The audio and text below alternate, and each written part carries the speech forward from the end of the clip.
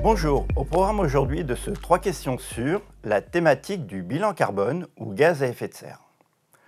Face au dérèglement climatique, de nouvelles contraintes réglementaires placent désormais les enjeux environnementaux et sociétaux au centre des préoccupations des entreprises et plus particulièrement des ETI et PME qui n'étaient jusqu'alors pas concernés par l'établissement des rapports de durabilité.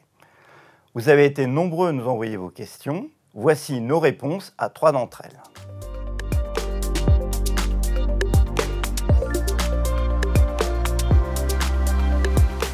Samia, votre bilan doit distinguer les émissions directes produites par les sources fixes et mobiles nécessaires à l'activité de votre entreprise, c'est le scope 1, et ensuite les émissions indirectes significatives qui découlent des opérations et d'activités de votre entreprise et l'usage des biens et services qu'elle produit. Ce sont les scopes 2 et 3.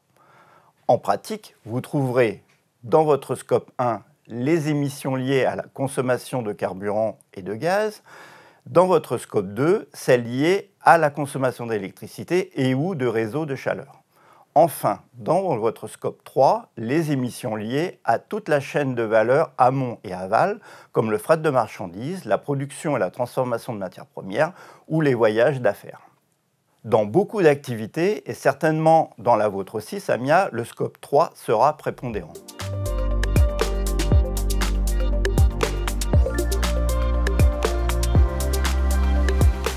Corinne, pour répondre à votre question, je dois d'abord préciser que l'EFRAG a la charge d'élaborer les normes techniques de durabilité par le biais des ESRS. Ces ESRS sont au nombre de 12, répartis en 3 grandes thématiques: environnement, social, gouvernance.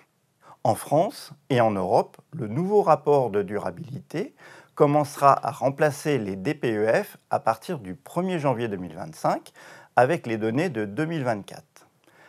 La nouvelle directive de reporting extra-financier place la double matérialité au cœur de la stratégie d'intégration des critères ESG pour les entreprises.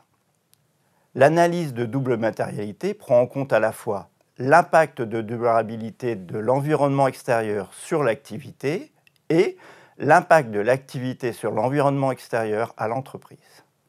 En pratique, Corinne, l'analyse de double matérialité doit vous permettre d'identifier les thématiques de votre durabilité reflétant les principaux risques, impacts et opportunités ESG de votre entreprise, liés à ses activités et à sa chaîne de valeur.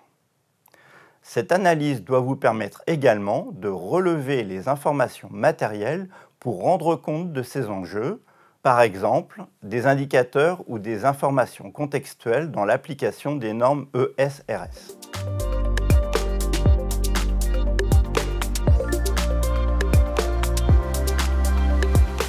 Avec l'arrivée et le déploiement progressif de la directive européenne CSRD, les entreprises de plus de 250 salariés vont devoir publier un rapport de durabilité en complément à leur état financier et rapport de gestion sous peine de sanction. Elles devront intégrer l'ensemble de leur chaîne de valeur, incluant le scope 3, qui concentre une grande majorité des émissions de CO2 des entreprises. En pratique, votre client doit donc bien vous solliciter, comme tous ses autres fournisseurs et sous-traitants, pour obtenir les données nécessaires au calcul de son scope 3, alors même que vous n'avez aucune obligation réglementaire de le faire. Marc, ce phénomène de contagion va rendre, dans les faits, quasi obligatoire la réalisation d'un bilan carbone annuel pour toutes les entreprises françaises, quelle que soit leur taille. Ainsi, la sélection des fournisseurs se fera désormais en intégrant la bonne trajectoire ESG au-delà de l'aspect qualité et prix. Voilà, nous arrivons au terme de ce numéro de 3 questions sûres. Je vous invite à vous reporter à nos 2 dossiers complets. D'une part, sur le bilan carbone ou gaz à effet de serre dans notre revue RF Comptable 525 d'avril 2024, et d'autre part, sur la directive CSRD dans notre revue RF Comptable 515 de mai 2023.